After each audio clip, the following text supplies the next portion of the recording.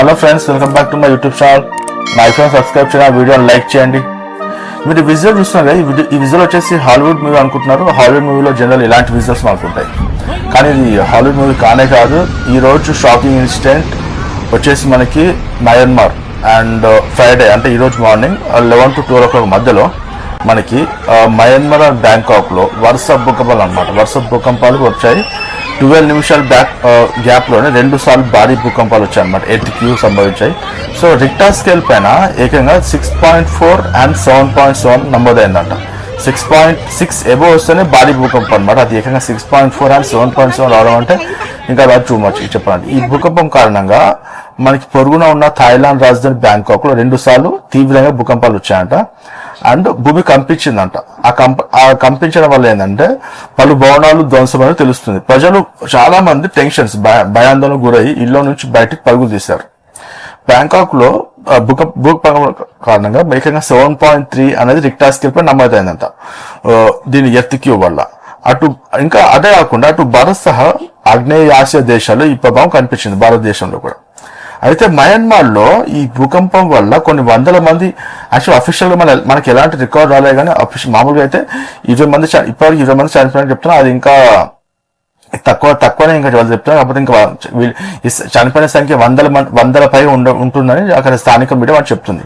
అనేక మంది ఇంకోటి గాయపడినట్టు చెప్తుంది. ఇంకోటి ఘటనలో మృతుల సంఖ్య భారీ నుంచి భారీగా పెరిగే అవకాశం ఉన్నట్టు. ఎందుకంటే మనకి ఈ రోజే సంభవించిన భూకంపం ఇంకా చాలా మంది ఇంకా శిథిలాల కింద ఉన్నారనమాట. మరోవైపు బ్యాంకాక్ కూడా తక్కువ లేదు. బ్యాంకాక్ లో భవనం కూలిపోవడంతో 2 అక్కడే స్పాట్ లో చనిపోయారంట. అండ్ 7గురిని కాపాడినట్టు ఎమర్జెన్సీ రెస్పాండర్ మీడియాకి చెప్పారు అక్కడ. అండ్ ఇంకోటి సెంట్రల్ మయన్మార్ లో మోనివా అనే నగరానికి, మోనివా నగరం అనేది చాలా పెద్ద రష్ ఉండే నగరం అంటాం. ఈ మోనివా నగరంలో తూర్పున 50 కిలోమీటర్స్ దూరంలో 10 కిలోమీటర్ల లోతున భూకంప కేంద్రం ఉన్నట్టు యుఎస్ జియోలాజికల్ సర్వే గుర్తించింది అక్కడ.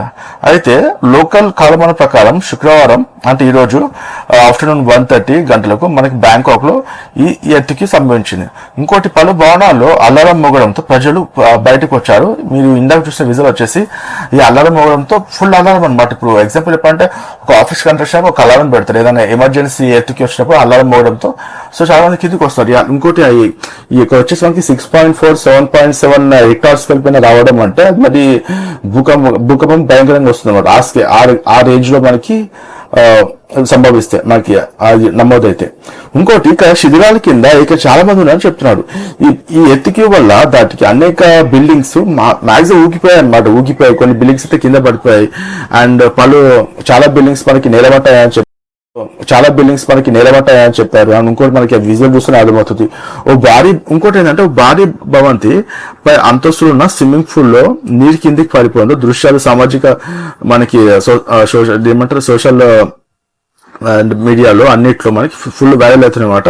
ఈ వీడియో చూస్తే మనకి హాలీవుడ్ మూవీలో ఒక మూవీ ఉందన్నమాట. హాలీవుడ్ మూవీ చాలా మూవీస్ ఉన్నాయి. చాలా రకాల మూవీస్ ఏంటంటే మనకి ఎర్త్క్వేక్ అయినప్పుడు, భూకంపం అయినప్పుడు, ఎక్స్పెషల్ అమెరికాలో కాలిఫోర్నియా అయినప్పుడు ఎలా సంభవిస్తారని ఒక విజువలైజ్ చేసి ఒక మూవీ తీస్తారు. సో అలాగే మనకి ఈ సీన్ అనిపిస్తుంది అనమాట. కానీ ఇది రియల్ సినారీ అనమాట. ఇక్కడ ఇంకోటి చాలా బిల్డింగ్స్ కన్స్ట్రక్షన్ ఉన్నాయన్నమాట. కన్స్ట్రక్షన్స్ ఉన్న బిల్డింగ్ కూడా చాలా బిల్డింగ్స్ పేక మేడలా కూలిపోయిన దృశ్యాలు బయటకు వచ్చాయి మనకి. ఈ ప్రమాద సమయంలో ఆ భవనంలో చాలా మంది కార్మికులు ఉన్నారనమాట. శిథిలాల కింద చిక్కుపోయారంట. ఇంకోటి అంతేకాకుండా మనకు వచ్చిన వీడియోల ప్రకారం అయితే ఇప్పటి వరకు 43 మంది కార్మికులు చిక్కున్నట్టుగా పలు అంతర్జాతీయ మీడియాలో కథనాలు వస్తున్నాయి అనమాట. తాజా పరిస్థితుల నేపథ్యంలో థాయిలాండ్ ప్రధాని షీనావ్రత్ అత్యవసర ఎమర్జెన్సీ ప్రకటించారు అనమాట. వాళ్ళు అత్యవసర పరిస్థితి ప్రకటించారు. మరోవైపు మయన్మార్ లో కూడా అత్యవసర పరిస్థితి ఉంది. మయన్మార్ లో అనేక భవనాలు ధ్వంసమని తెలుస్తుంది. ఇంకోటి పలు రహదారులపై ఈ భవనాలు అనేది మొత్తం పాటుగలపై మొత్తం హైవే పైన పడ్డాయి అనమాట.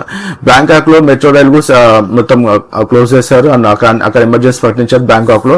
దాంతో పాటుగా ఆ ఇంపాక్ట్ అనేది మనకి ఇండియా కూడా ఉందన్నమాట. ఎందుకంటే ఇండియాలో ఆగ్నేయ దేశం అంటే పూర్తి టాప్ లో ఉన్న స్టేట్స్ అనమాట. ఈ టాప్ లో ఉన్న స్టేట్ వచ్చేసి మనకి నార్త్ ఈస్ట్ సైడ్ అనమాట. మనకి ఆగ్నేయ దేశం. ఈ నార్త్ ఈస్ట్ సైడ్ లో మనకి భారత్ లోని, ఇండియాలో కోల్కతా, ఇంఫాల్, మేఘాలయ అస్సాం అనే దేశంలో స్వల్పంగా భూకంపాలు వచ్చినాయి. అంటే దీని రియాక్ట్ ఇండియా పైన ఉంది, కాకపోతే ఇండియా పైన మరీ ఎక్కువ లేదనమాట.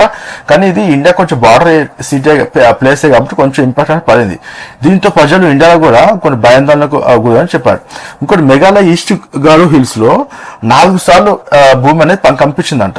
బంగ్లాదేశ్ లో కూడా 7.3 తీవ్రత భూమి కంపించిందని అక్కడ మనకి బంగ్లాదేశ్ మీడియా చెప్తుంది. కాబట్టి బంగ్లాదేశ్ లో ఇప్పటివరకు ఎలాంటి ప్రాణ నష్టం జరగలేని. అండ్ ఇంకోటి ఆస్తి నష్టం ప్రాణ నష్టం అంటే బంగ్లాదేశ్ లో ఇంకా బంగ్లాదేశ్ లో మనకి ఇంకా ఇన్ఫర్మేషన్ బయటకు రాలేదు ఎంతమంది చనిపోయారు అండ్ స్టోరీ అని. ప్రస్తుతానికి ఏంటంటే మనకి ఈ ఇంపాక్ట్ అనేది ఎక్కువగా వచ్చేసి మనకి ఈ 2 కంట్రీస్ లో అదొకటి బ్యాంకాక్, ఇంకోటి మయన్మార్ కంట్రీస్ అనమాట.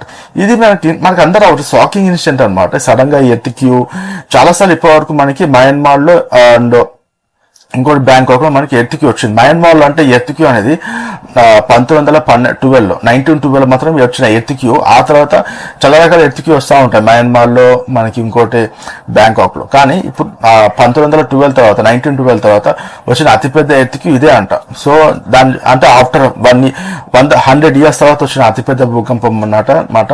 ఇది రావడానికి మెయిన్ రీజన్ ఏంటంటే చాలా మంది చెప్తున్నారు సాగింగ్ ఫాల్ట్. ఈ సాగింగ్ ఫాల్ట్ అనేది ఇది పెద్ద స్టోరీ అనమాట. షార్ట్ లో ఒక వాళ్ళు 1200 kilometers మేర వాళ్ళు ఏం చేస్తారంటే ఒక లైన్ అండర్ ఎర్త్ అంటే భూమి లోపల కన్స్ట్రక్షన్. ఈ కన్స్ట్రక్షన్ అనేది భూమి నుంచి స్టార్ట్ చేసుకుని వాళ్ళు ఏకంగా మన ఇండియా నుంచి లోపల నుంచి కన్స్ట్రక్షన్ స్టార్ట్ చేసుకుని వాళ్ళు మయన్మార్, థాయిలాండ్ నుంచి లోపల నుంచి కన్స్ట్రక్షన్ చేస్తారు. ఈ కన్స్ట్రక్షన్ యొక్క పర్పస్ ఏంటంటే గ్లోబల్ ఫార్మింగ్ అండ్ ఇంకేదో చాలా రీజన్స్ ఉన్నాయి అనమాట. అండ్ ఇది ఒక టైప్ ఆఫ్ టెక్నాటిక్ స్ట్రక్చర్ అనమాట. దీని మన ఇండియా ప్లేట్ అండ్ సండా ప్లేట్ అంటారు దీన్ని. ఇది మెజర్మెంట్ వచ్చి 1200 kilometers ఉంటుంది అనమాట. ఇది నార్త్ అండ్ సౌత్ ఏరియాలో ఉంటుంది. అండ్ ఇది మెయిన్ వచ్చేసి మయన్మార్ అనమాట. అందుకే దీని యొక్క ఇంపాక్ట్ అంటే సాగింగ్ ఫాల్ట్ యొక్క ఇంపాక్ట్ వచ్చింది. సాగింగ్ ఫాల్ట్ పెద్ద స్టోరీ అనమాట. దీని గురించి మనం సపరేట్ వీడియో కూడా చేద్దాం. సో దీని వల్లనే మనకి ఇక్కడ భూకంపం వచ్చే సామని చెప్తా ఉన్నారు. మనం చేసే పిచ్చి కన్స్ట్రక్షన్స్ వల్ల మనకి ఇలాంటి భూకంపాలు వస్తూ ఉంటాయి. మేము చూడాలి. దీనివల్ల ఇప్పటివరకు చాలా మంది కొంతమంది చనిపోయారు. అఫీషియల్ రికార్డ్ మనకి తెలియదు ఇంకెంతమంది చనిపోయారు. కానీ కొంతమంది అయితే గాయపడ్డారు చాలా మంది. వాళ్ళందరూ సేఫ్ గా ఉండాలి. అండ్ హోప్ మరణ సంఖ్య తక్కువ ఉండాలి. అండ్ ఇలాంటి భూకంపాలు రావద్దని కంట్రీ సేఫ్ ఉండాలని చెప్పి మనం కోరుకున్నాం. అండ్ మన ఇండియా నుంచి నరేంద్ర మోడీ ఆల్రెడీ ట్వీట్ చేస్తారు మన ప్రధానమంత్రి మోడీ గారు. We will give you all types of help అనమాట. కంపల్సరీ మనం కూడా హెల్ప్ చేద్దాం వీళ్ళంత వరకు. బట్ ఇలాంటి భూకంపాలు ఇంకా రావద్దు మయన్మార్ లో, బ్యాంకాక్ లో అని కోరుకున్నాం. ఇది ఫ్రెండ్స్ ఈ వీడియో. నా వీడియో వస్తే ప్లీజ్ ఈ వీడియో లైక్ చేయండి, సబ్స్క్రైబ్ చేయండి. నెక్స్ట్ వీడియో మళ్ళీ కలుసుకుందాం. బాయ్.